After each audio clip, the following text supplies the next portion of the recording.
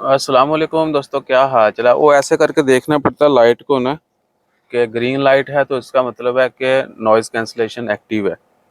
तो फिर इधर उधर की जो आवाज़ें हैं ना वो माइक में नहीं आती। और मुझे उम्मीद है कि आप लोगों को आजकल हमारी आवाज़ें जो हैं वो अ, हमारी आवाज़ जो है वो सही पहुंचती होगी।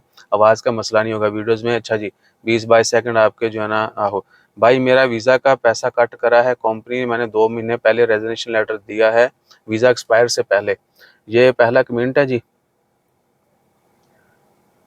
ये पढ़ें आप। जाहिर खान भैया देखिए, एक छोटी सी आपको लॉजिक बता देते हैं। लॉजिक नहीं है, ये रियलिटी ही है।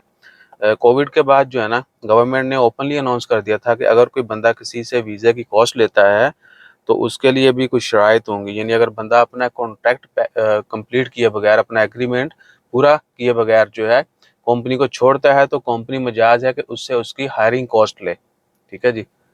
बेशक आपका एग्रीमेंट हुआ है नहीं हुआ, आपको पहले नहीं पता था इस चीज़ का कि जी मैं पहले छोड़ता हूँ, तो एज़ पर लॉ जो है कंपनी मजाज है कि सिर्फ आपकी हायरिंग कॉस्ट है वो ले, उसमें आपकी वीज़ा की फ़ीस है और बाकी छोटी मोटी फीसें हैं। ठीक है जी। तो ये आपने ज़हन में रखना है कि कभी भी आप छोड़ते हैं और कंपनी आपसे डिमांड करती है कि वीज़ा की फ़ीस दे दें, तो आपने वीज़ा की फ़ीस ही देनी है। एक्स्ट्रा पैसे जो है ना वो आपने नहीं देने, वो गैर कानूनी है। आपके वीज़ा की कॉस्ट जो है वो डेफ़िनिटली आपको पता ही होगी। और आजकल जो मैक्सिमम वीज़ा की फ़ीसें हैं वो 350-60 रियाल तक है, इससे ज़्यादा नहीं है। बाकी भी थोड़ा बहुत डालें, कुछ टाइपिंग के या इधर-उधर सर्विस चार्ज ऐसे कुछ ऐड कर लें, 50 रियाल हो जाएगा। तो हद से ज़्यादा यानी 400 रियाल यानी मिनिमम आपको देना ही पड़ेगा, इतना ही बनेगा। अगर आपका वीज़ा टॉप कैटेगरी का, उसकी फ़ीस ज़्यादा, वरना 100 रियाल वाले वीज़े भी हैं, 120, 150, 200, 250, 300, 210 रियाल की जितना ज़्यादा वीज़ा की फ़ीसें जो हैं वो 210 रियाल है। ठीक है जी। तो ये सीन है। और अगर आप वक़्त से पहले छोड़ते हैं तो ये चीज़ आपने ज़हन में रखनी है। गर्मी उस्ताद जी तबाही लाई खड़ी है। ठीक है जी। और क्या है, और अपना एग्रीमेंट जब भी करें आप, तो ये चीज़ें उसमें मेंशन करवा लें पहले से, यानी आप दोनों पार्टियों को पता होगा।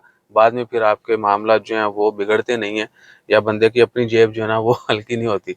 बहुत सारे लोगों ने अपने प्लान किए होते हैं कि जी इतनी बचत हो जाएगी, इतनी जो है ना उनको पैसे हैं, ये है वो है, लेकिन जब छोड़ते हैं तो पता चलता है जी हसीना नु देने में। सही है।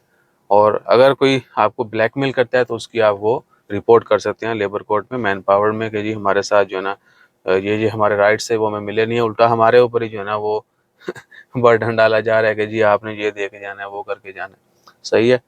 तो ये सूरत हाल है। और अच्छा, इसी के रिलेटेड एक और चीज़ भी है, एनओसी। अगर आप अपनी जॉब कंप्लीट करके छोड़ते हैं और कैंसल चले जाते हैं तो आपको एनओसी की ज़रूरत नहीं चाहिए। अगर आप इससे पहले छोड़ते हैं तो फिर जो है ना आप कंपनी आपको आपके ऊपर पाबंदी लगा सकती है कि जिस बंदे ने पहले छोड़ा है लिहाजा इसको इजाज़त नहीं होनी चाहिए दूसरी जगह पे जाने की, नया वीज़ा लेने की। अगर आप अपना एग्रीमेंट कंप्लीट करके जाते हैं तो फिर आपको किसी पेपर की ज़रूरत नहीं है। बस आपका पुराना वीज़ा स्टेटस कैंसिल होना चाहिए। बेशक आप इधर रहते वीज़ा नया लेकर लें, पुराना कैंसिल करवा के, या फिर एग्जिट जाके नया वीज़ा ले लें। जज़ाकल्लाह, अल्लाह हाफिज़।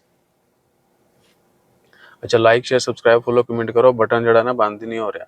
वो जो चीज़ मिस हो जाए फिर अक्सर हाथ भी जो है ना वो दिमाग के साथ इनका कनेक्शन है, उंगली नहीं पहुंचती वो लाल बटन के ऊपर।